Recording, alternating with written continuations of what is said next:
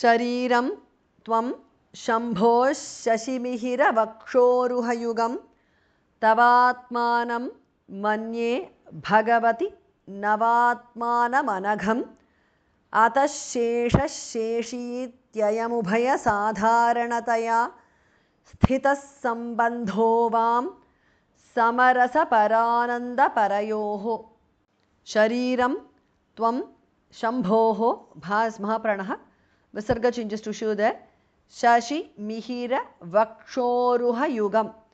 Shashi mihira vakshoruha yugam is a compound word. Shambho shashi mihira vakshoruha yugam because of sandhi. Tava atmanam tavatmanam because of sandhi. Manye bhagavati bhas mahapranah. The e in the end in this word is short because it is in Sambodhana Vibhakti, which is a direct address to the goddess. So it is Bhagavati and not Bhagavati.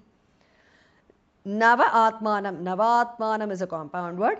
Anagham. Ghas Mahapranah. This is also a compound word. Navatmanam Anagham. Ataha.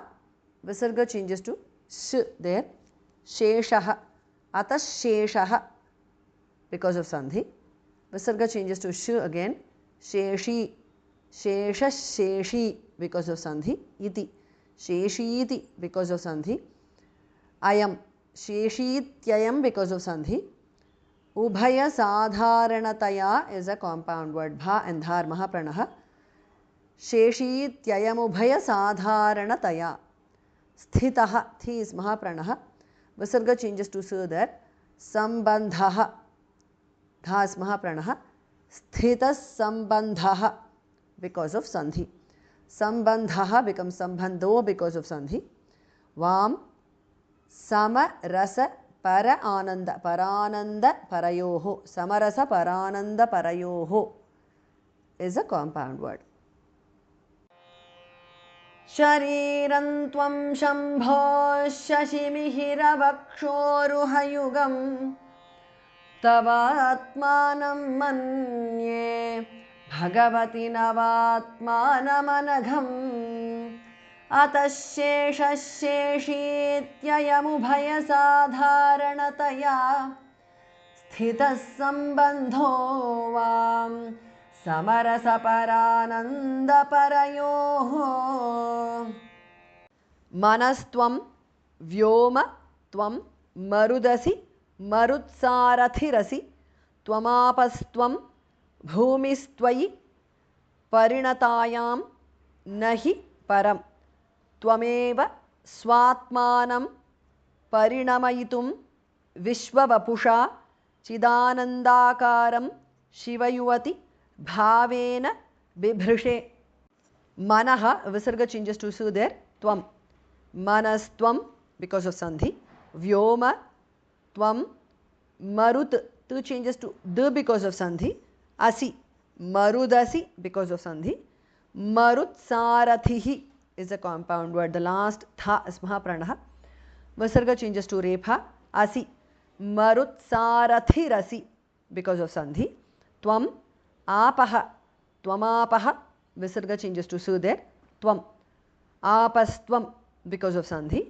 Bhumihi bhas mahapranaha visarga changes to su there. Twayi bhumis twayi because of sandhi.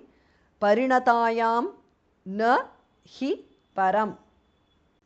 Tvam eva twameva swa atmanam swatmanam because of sandhi, and this is a compound word. The sandhi here is internal within a word. Parinamayitum. Vishwa Vapusha is a compound word. Chit tu changes to the Ananda. Here the sandhi again is internal. Chit tu changes to the and Ananda. Chidananda because of sandhi. Akaram. Chidanandakaram is a compound word. Shiva Yuvati is a compound word. Bhavena bhas mahapranaha. Bibhrushe, the second bha, bhru is mahapranaha. मनस्त्वं व्योमत्वं मरुदसि मरुत्सारथिरसि त्वमापस्त्वं भूमिस्त्वयि परिणतायान्न हि परं त्वमेव स्वात्मानं परिणमयितुं विश्ववपुषा चिदानन्दाकारं शिवयुवतिभावेन बिभृशे तवाज्ञाचक्रस्थं तपनशशिकोटिद्युतिधरं परं शम्भुं वन्दे परिमिलितपार्श्वं परचिता यमाराध्यन् भक्त्या रविशशिशुचीनामविषये निरालोके लोके निवसति हि भालोकभुवने तव आज्ञाचक्रस्थम is a compound word. The tha in the end is Mahapranah. Tavajñachakrastham because of Sandhi. Tapana Shashi Koti Dyuti Dharam is a compound word. The last dha, dharam, dha is Mahapranah. Param Shambhum Bhas Mahapranah. Vande Parimilita Parshvam is a compound word. Parachita is a compound word. Yam Aradhyan Dhas Mahapranah. Yamaradhyan Bhaktya Bhas Mahapranah. Ravi Shashi Shuchinam.